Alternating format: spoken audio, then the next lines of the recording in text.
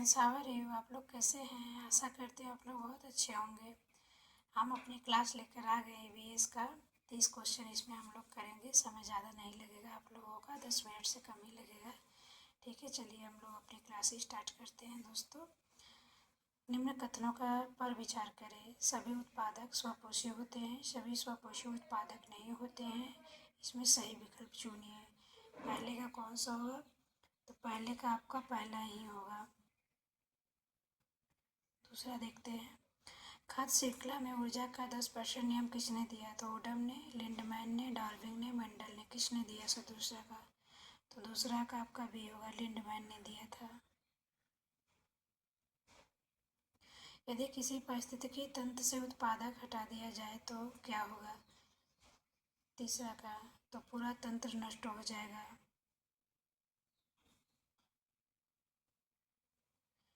जैव विविधता सबसे अधिक कहाँ पाई जाती है? मरुस्थल में, टुंड्रा में, उष्णकटिबंधीय वर्षावन में, पर्वतीय क्षेत्र में। तो चौथा का बताइए। तो चौथा का आपका सी होगा। निम्न में से कौन सा की स्टोन प्रजाति का उदाहरण है? घास, शेर, गाय, खरगोश। कौन सा होगा? आप लोग बताइए। पांचवा का समय दे रही हूँ, इससे आप लोग को पता चलेगा कि कितना क्वेश्चन आप लोग सही कर पा रहे हैं। तो पांचवा का आपका बी होगा, शेर होगा। ओजोन परत मुख्य किस परत पर पाई जाती है? क्षोभ मंडल, समताप मंडल, आयन मंडल, वायुमंडल। छठवां का, तो छठवां का आपका बी होगा, समताप मंडल। यूट्रोफिकेशन के परिणाम स्वरूप क्या होता है? जल शुद्ध होता है, ऑक्सीजन घटती है, मछलियाँ बढ़ती हैं, तापमान घटता है। तो सत्तवां का आपका क्या होगा? तो सत्तवां का आपका बी होगा, ऑक्सीजन घटती है। परिस्थितिकी पिरामिड में ऊर्जा का प्रभाव कौन सा होता है? उल्टा, सीधा, स्थिर, अनियमित। आठवां का, तो आठवां का आपका बी होगा, सीधा होता है। निम्न में से कौन सी गैस अम्लीय वर्षा के लिए जिम्मेदार है? नौ का, तो नौ का आपका बी होगा, SO2 होता है जिम्मेदार अम्लीय वर्षा के लिए। सतत विकास का सही उदाहरण क्या है? अधिक कटाई, संसाधनों का संतुलित उपयोग, उद्योग बढ़ाना, जल बर्बाद करना। 10वां का, तो इसका आपका बी होगा, संसाधनों का संतुलित उपयोग, संतुलित उपयोग। जल चक्र में सबसे महत्वपूर्ण प्रक्रिया कौन सी है? वर्षा, वाष्पीकरण, संघनन, प्रवाह। 11 का कौन सा होगा? 11 का आपका बी होगा। अरे, डाटा बुक किसके लिए उपयोग होता है? बताइए। 12 का, तो 12 का आपका बी होगा। कार्बन चक्र में सबसे बड़ा भंडार कहाँ है? क्या है या कहाँ है? 13 का, तो 13 का आपका महासागर होगा। ग्लोबल वार्मिंग का मत प्रत्यक्ष प्रभाव क्या है? हिमनद पिघलना, वर्षा रुकना, हवा रुकना, मिट्टी बढ़ाना। तो इसका आपका पहला होगा, 14 का। बायोमैग्निफिकेशन किससे संबंधित है? ऊर्जा प्रवाह से, विषैले पदार्थों का संचयन, जल चक्र, तापमान। 15 का, तो 15 का आपका बी होगा। प्राथमिक उत्पादक का उदाहरण कौन सा है? शेर, घास, बकरी, फफूंदी। 16 का, तो 16 का आपका बी होगा, घास होगा।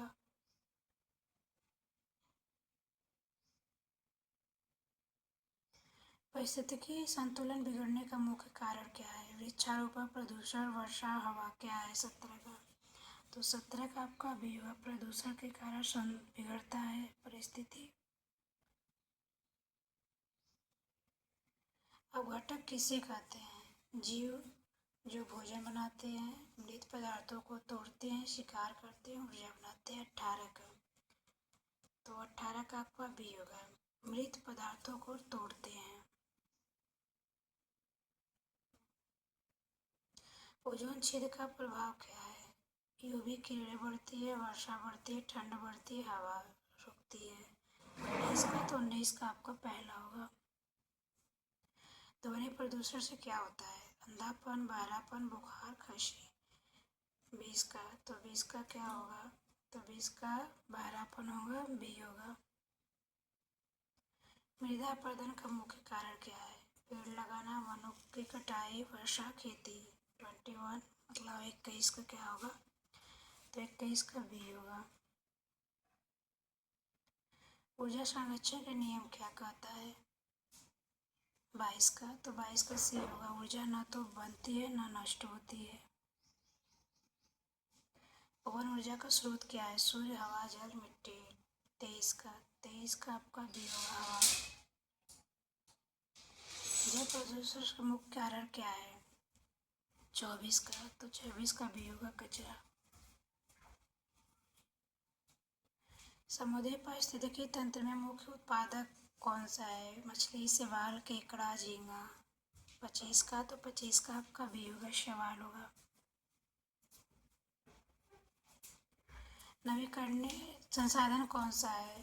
कोयला, पेट्रोल, सौर ऊर्जा, गैस। 26वां का, तो 26 का आपका सी होगा, सौर ऊर्जा। जल संरक्षण का सर्वोत्तम तरीका क्या है? जल बहाना, वर्षा जल संचय, जल गर्म करना, जल सुखाना। 27 का, तो 27 का आपका बी होगा, वर्षा जल संचय करना। जैव अपघटक पदार्थ कौन है? प्लास्टिक, कागज, कांच, धातु। 28 का क्या होगा? तो 28 का आपका कागज होगा, बी। वायु प्रदूषण का मुख्य स्रोत क्या है? पेड़, वाहन, जल, मिट्टी। 29 का, तो 29 का बी होगा, वाहन। जैव विविधता संरक्षण क्यों आवश्यक है? सुंदरता, संतुलन बनाए रखना, व्यापार, खेल। तो इसका 30वां का भी होगा। दोस्तों, अगर हमारी क्लास आपको अच्छी लगे तो प्लीज़ इसे लाइक और सब्सक्राइब करिएगा। ठीक है, अगले क्लास में हम आपसे फिर 30 क्वेश्चन से मिलेंगे लेकर। दोस्तों, हम आपका समय ज़्यादा नहीं लेते हैं, 10 मिनट से कम का ही मेरी वीडियो होती है। आप लोग इसको देखिए, टेट परीक्षा के लिए आप लोग के लिए उपयोगी होगी। ठीक है, तो चलते हैं। नमस्कार दोस्तों।